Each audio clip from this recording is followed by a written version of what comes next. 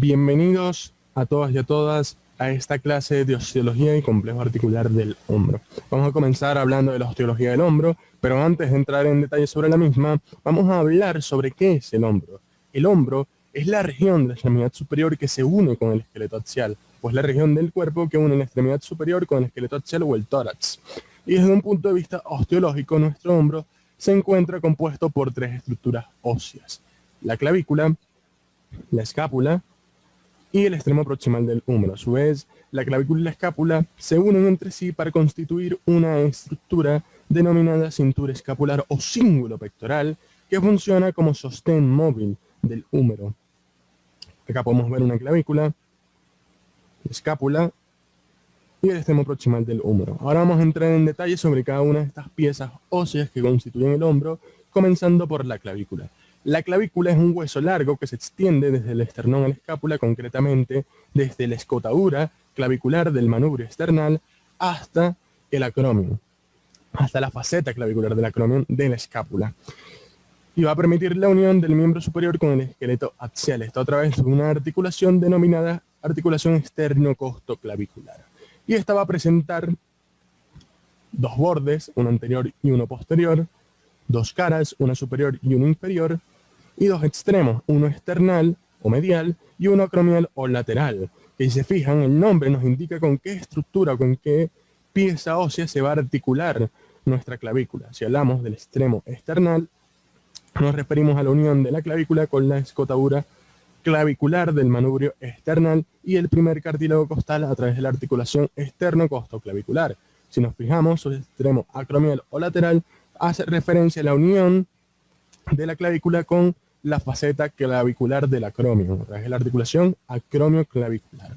Bien, acá podemos ver la cara superior de nuestra clavícula, la cara inferior de la clavícula, su borde posterior, su borde anterior, su extremo acromial, que indiscutiblemente es más aplanado que su borde, que su extremo, perdón, external, que es más prominente. Bien, ahora vamos a ir a entrar en detalle sobre cada una de estas porciones que les comenté de la clavícula, comenzando por su cara superior. Acá podemos ver su borde posterior, su borde anterior, su extremo acromial y su extremo external. Extremo acromial, que es lateral, y extremo external, que es medial. Bien, lo primero que podemos evidenciar en esta cara superior es que su parte media es lisa en su mayoría y se va a relacionar con un músculo que es el músculo platisma. A su vez, sus dos extremos van a presentar rugosidades de inserción para una serie de elementos musculares. Si nos dirigimos a su extremo external y nos vamos a su mitad posterior, vamos a encontrar la inserción de un músculo, que es el músculo esternocleidomastoideo. Ahora, si nos vamos hacia su borde anterior o mitad anterior, vamos a encontrar la inserción del músculo pectoral mayor. Ahora vámonos a su extremo acromial o lateral. Si nos fijamos en su borde posterior, vamos a encontrar la inserción del músculo trapecio, que recuerden tiene tres porciones: una superior, una media y una inferior. Ahora, en su mitad anterior de ese extremo acromial vamos a encontrar la inserción de un músculo bastante importante, sobre todo desde el punto de vista de la abducción de nuestro hombro, que es el músculo deltoides. Bien, importante desde el punto de vista de la abducción, recuerden eso.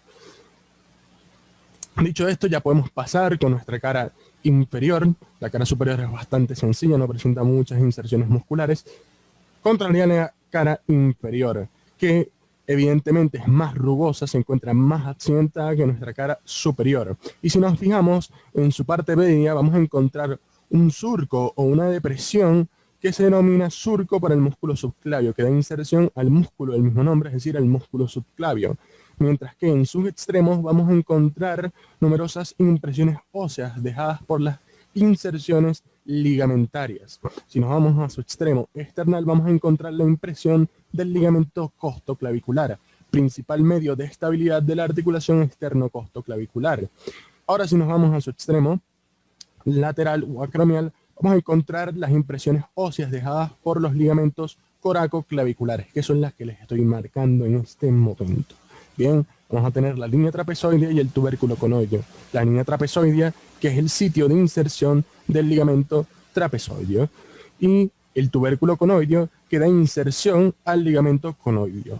Repito, ambos ligamentos que constituyen los ligamentos coracoclaviculares, principal medio de unión que le da su funcionalidad o permite estabilidad a la hora de cumplir su funcionalidad a la articulación acromioclavicular. Bien, a su vez, última cosa que resaltar es que hacia su extremo medial, en el borde posterior o mitad posterior, vamos a encontrar la presencia o la inserción de un músculo que es el músculo esternoyoideo. Este que estoy señalando acá sería la inserción del músculo esternoyoideo. Bien, ahora vamos a hacer un repaso de cada una de las inserciones musculares. Fíjense, miren, cada una de las inserciones musculares les comenté. Si se fijan, la parte media de la cara superior es lisa. Acá vemos su borde posterior y acá su borde anterior. Vean que en sus extremos va a presentar rugosidades o inserciones musculares hacia el extremo external, que estoy marcando en este momento. Vamos a encontrar hacia su mitad posterior la inserción del músculo esternocleidomastoideo y hacia su mitad anterior la inserción del músculo pectoral mayor. Ahora vamos al otro extremo, vamos a encontrar la inserción del trapecio hacia su mitad posterior o borde posterior, y hacia su mitad anterior vamos a encontrar la inserción de el músculo deltoides, que como digo, un músculo bastante importante desde el punto de vista de la abducción. Acá podemos ver su cara inferior, que como les digo, evidentemente más accidentada debido a las numerosas impresiones óseas dejadas por las inserciones ligamentarias, que si nos vamos a los extremos, vemos que tenemos una inserción en el extremo external de un ligamento, que es el ligamento costoclavicular, mientras que hacia su extremo acromial vamos a ver las inserciones de los ligamentos coracoclaviculares. Bien. Y hacia su parte media tenemos la inserción del músculo subclavio en el surco para el músculo subclavio. Y acá ven lo que les estaba comentando, hacia su mitad posterior o hacia su borde posterior en el extremo external, vamos a encontrar la inserción del músculo esternoyoideo. Y esto vendría a ser toda la clavícula. La clavícula no es un hueso extremadamente complicado. Acá ven sus dos curvaturas, su curvatura superior, que da inserción, que es cóncava hacia adelante, y una curvatura inferior que es convexa hacia adelante.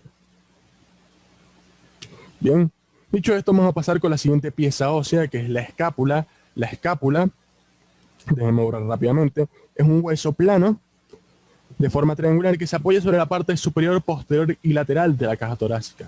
Se apoya sobre las primeras 7 costillas, 7 primeros arcos costales, y va a presentar dos caras, una posterior y anterior o costal porque se apoya, se deposita sobre nuestros arcos costales, 3 bordes, lateral, medial y superior, y 3 ángulos, superior, lateral e inferior.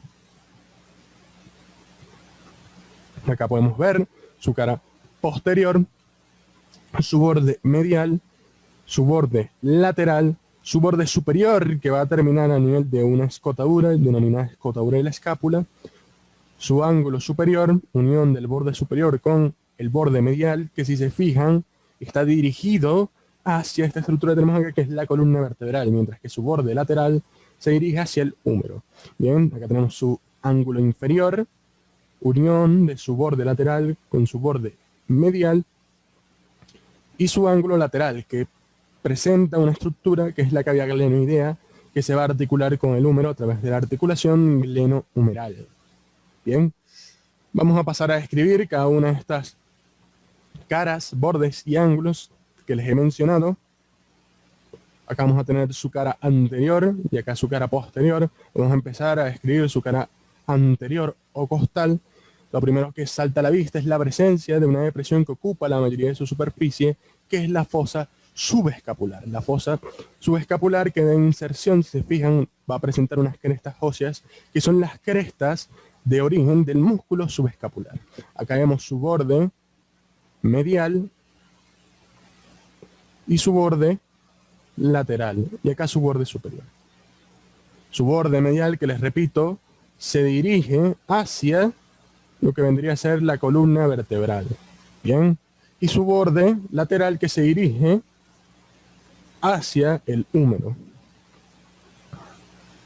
Bien, ahora, Hacia su borde medial vamos a encontrar la presencia de unas zonas de inserción muscular triangular, que son las zonas de inserción del músculo serrato anterior, que es el que le estoy marcando en este momento. Bien, ¿qué más podemos decir? En su ángulo inferior, que recuerden es la unión del borde medial con el borde lateral, vamos a encontrar la inserción de un fascículo escapular del músculo latissimus dorsus, bien, o músculo dorsal ancho. Ahora, si nos dirigimos a su borde superior, vamos a encontrar que este va a terminar en su extremo lateral con la presencia de una escotadura, que es la escotadura de la escápula, que la estoy marcando en este momento, que da inserción a un músculo, que es el músculo homoyoideo, el músculo del cuello. Bien, ahora nuestra escotadura de la escápula se va a encontrar cerrada por la presencia de un ligamento. Un ligamento que va a dar lugar a la formación de un foramen, que es el ligamento transverso de la escápula, este que les estoy señalando en este momento. El ligamento transverso de la escápula. Bien. Ahora, este ligamento va a dar lugar a la formación de un foramen por el cual va a discurrir un elemento nervioso, que es el nervio supraescapular, que da inervación, por ejemplo, al músculo supraespinoso, del cual hablaremos en breves. Bien, otra cosa que podemos destacar es su ángulo superior, que da inserción a un músculo que es el músculo elevador de la escápula. Ahora vámonos con su cara posterior, que repito, va a tener un ángulo medial orientado hacia la columna vertebral, un ángulo lateral orientado, un borde lateral orientado hacia el húmero. Y acá podemos ver sus tres ángulos: ángulo inferior, ángulo superior y ángulo lateral, con la presencia de la cavidad glenoidea, de la cual hablaremos en breves. Pero bien, lo más importante, lo que vemos que salta a primera vista, es la presencia de esta prominencia transversal que se origina desde su borde medial y se continúa a lo largo de su borde lateral para terminar como una elevación o prominencia o proceso aplanado, que es el acromio. A su vez, esta espina de la escápula se divide en dos labios, uno superior y uno inferior. Esto a nivel de su cara posterior, evidentemente, que es la que estoy rayando en este momento, y vemos que se va a dividir en dos labios. Uno superior que da inserción al músculo trapecio, y uno inferior que da inserción al músculo deltoides, que se continúa a lo largo del borde del labio inferior de la espina de la escápula hasta llegar al acromion, donde se continúa a lo largo de su borde lateral, que a su vez el acromion va a presentar una carilla articular llamada faceta clavicular del acromion, que se va a articular o se va a unir con lo que vendría a ser el extremo acromial de la clavícula. Bien, a su vez, la presencia de esta espina de la escápula nos va a dividir a esta cara posterior en dos fosas o dos depresiones, que son la fosa supraespinosa y la fosa infraespinosa. La fosa supraespinosa superior a la espina de la escápula, de menor tamaño evidentemente, que da inserción a lo que vendría a ser el músculo supraespinoso, mientras que la fosa inferior, que es la fosa infraespinosa de mayor tamaño, da inserción al músculo infraespinoso. Otra cosa que podemos ver si nos vamos hacia su borde lateral es la presencia de una cresta longitudinal, que se la estoy señalando en este momento, que da inserción a los músculos teres o redondos. El redondo menor por encima y el redondo mayor por debajo. Bien. De igual forma vamos a tener inserciones musculares en su borde medial entre las inserciones del músculo supraespinoso y las inserciones del músculo infraespinoso, que son las inserciones de los músculos romboides. Recuerden que en su ángulo superior se inserta el músculo elevador de la escápula y en su ángulo inferior se inserta el músculo latissimus dorsus, el fascículo escapular del músculo latissimus dorsus. Ahora, como bien les estaba diciendo, en su borde medial vamos a encontrar con la presencia entre las inserciones del músculo supra e infraespinoso de un músculo, que es el músculo romboides. El músculo romboides menor por arriba y por debajo el músculo romboides mayor. Bien, ¿qué más podemos decir? Vamos a ver que su borde lateral se origina o se espesa a partir de la cavidad glenoidea, y a partir de este nivel vamos a contar con la presencia de una rugosidad o tubérculo que da inserción a un fascículo, a un tendón, que es el tendón de la cabeza larga del músculo tríceps braquial, o tendón caput longus del músculo tríceps braquial, que es y se denomina tubérculo infraglenoideo. Bien, vamos a tener de igual manera por encima de nuestra cavidad glenoidea, de la cual ya hablaremos, otro tubérculo del mismo tipo que da inserción a la cabeza larga del músculo bíceps braquial, un tendón intraarticular. Y este tubérculo se denomina tubérculo supraglenoideo. Entonces, por encima de la cavidad glenoidea vamos a encontrar el tubérculo supraglenoideo y por debajo el tubérculo infraglenoideo. Ahora vamos a dirigirnos hacia su ángulo lateral, que ahora sí podemos hablar de la cavidad glenoidea, que es esta que vemos acá. Es una cavidad cóncava, poco profunda, que se va a articular con la cabeza humeral a través de la articulación glenohumeral. Otra cosa que podemos destacar es que entre el tubérculo supraglenoideo y la escotadura de la escápula vamos a encontrar con la presencia de una prominencia o un proceso denominado proceso coracoides. El proceso coracoides, que tiene dos caras, una anterior y una posterior, y una base y un vértice. Una base sobre la cual se va a insertar un músculo, déjeme borrar, un músculo que va a ser el músculo pectoral menor, y un vértice donde se van a insertar dos músculos, el músculo coracobraquial y el músculo bíceps braquial, concretamente el tendón de la cabeza corta o tendón caput brevis del músculo bíceps braquial, y van a formar un tendón en común denominado tendón del coracobíceps. Bien, dicho esto, ya hemos terminado con la escápula. Evidentemente es el hueso más complejo desde el punto de vista de la osteología del hombro, así que no se preocupen, es cuestión de práctica, muchachos. El hecho de repetir muchísimas veces, recuerden que hay muchísimos nombres que a lo mejor nunca los han escuchado en toda su vida, así que tienen que ir practicando. Bien, y también recuerden practicar la parte de términos de localización espacial y articulaciones. Sobre todo la localización espacial es muy importante a la hora de ubicarnos en qué sección de nuestra pieza ósea nos encontramos ubicados o localizados. Bien, dicho esto, vamos a hacer un repaso de todas las estructuras que les mencioné.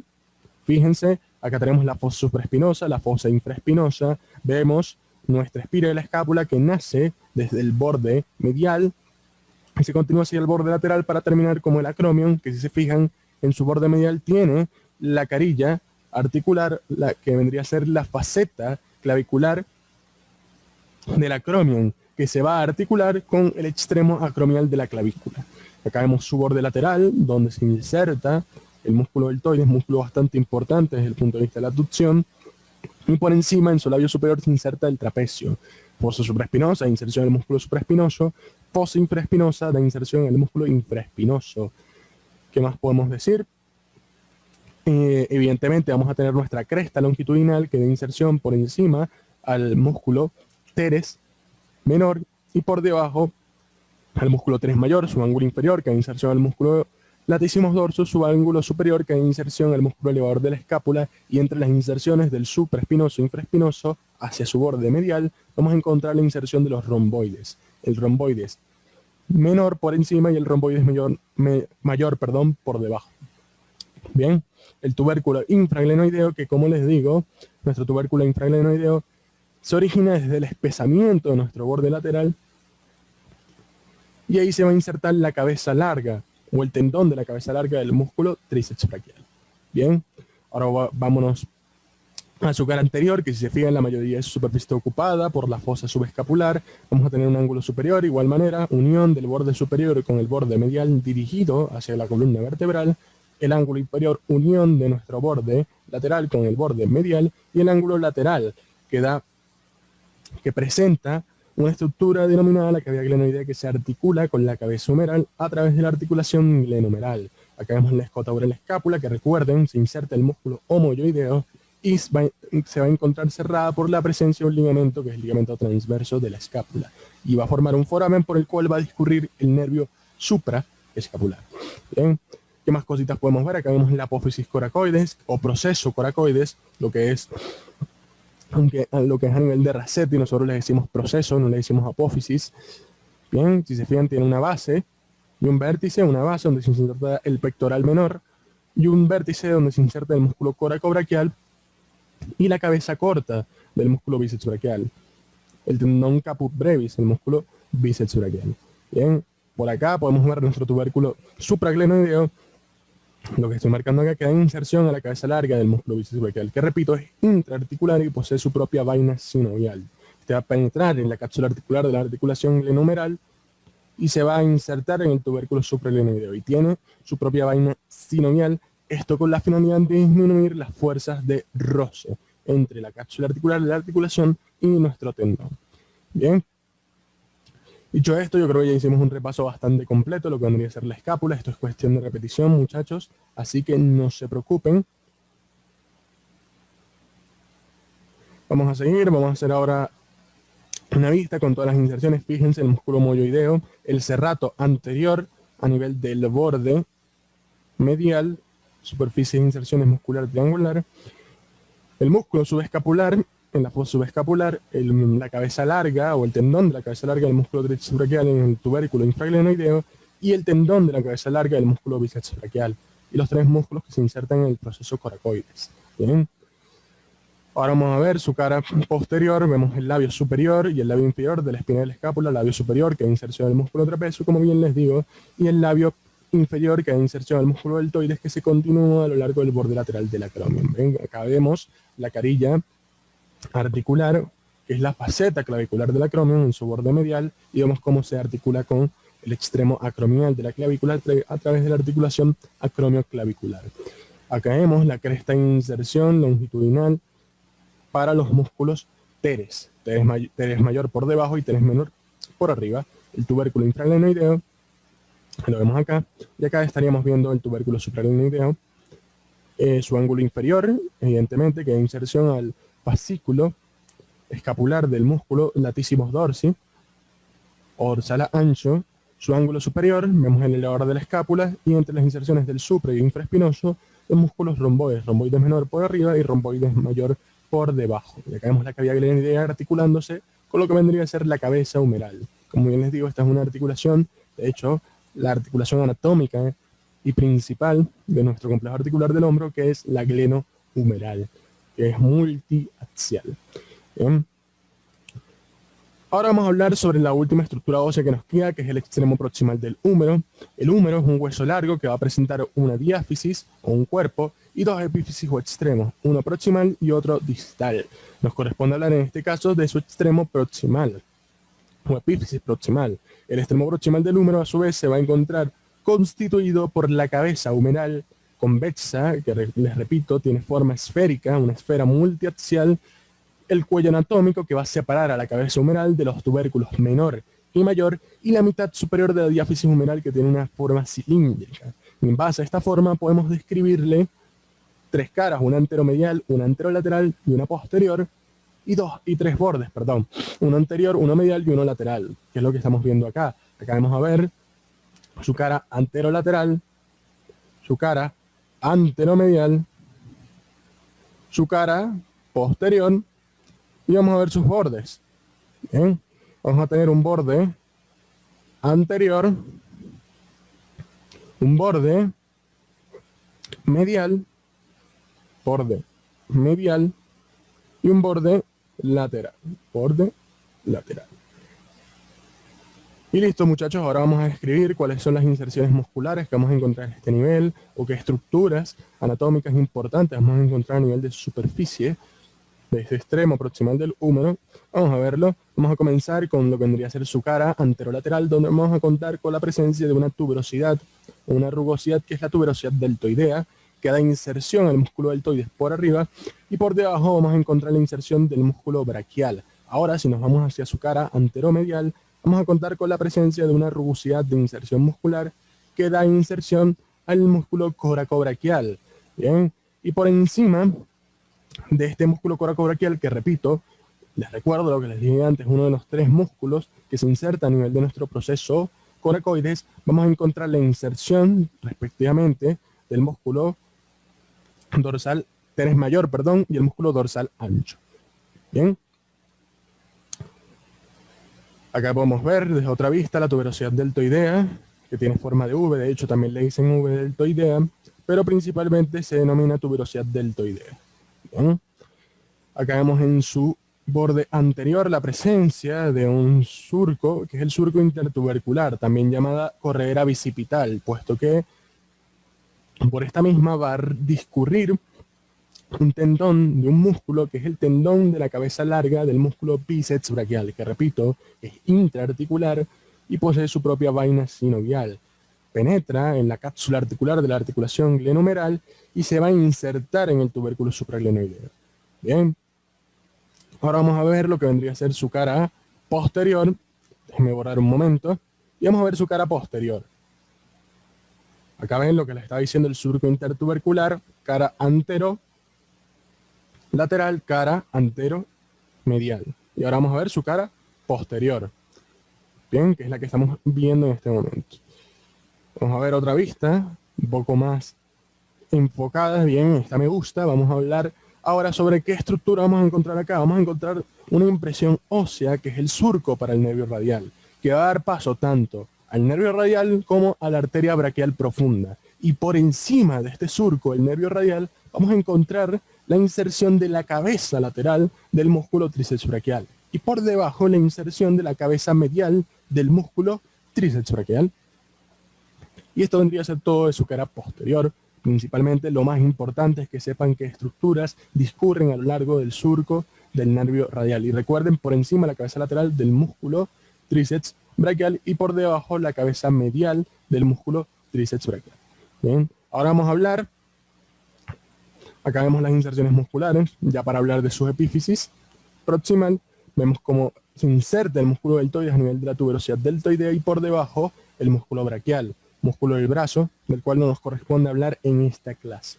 Luego tenemos en su cara anteromedial la inserción del coracobraquial y por encima de este la inserción del redondo mayor y el músculo dorsal ancho. Ahora vemos su cara posterior. Si se fijan, acá está el surco.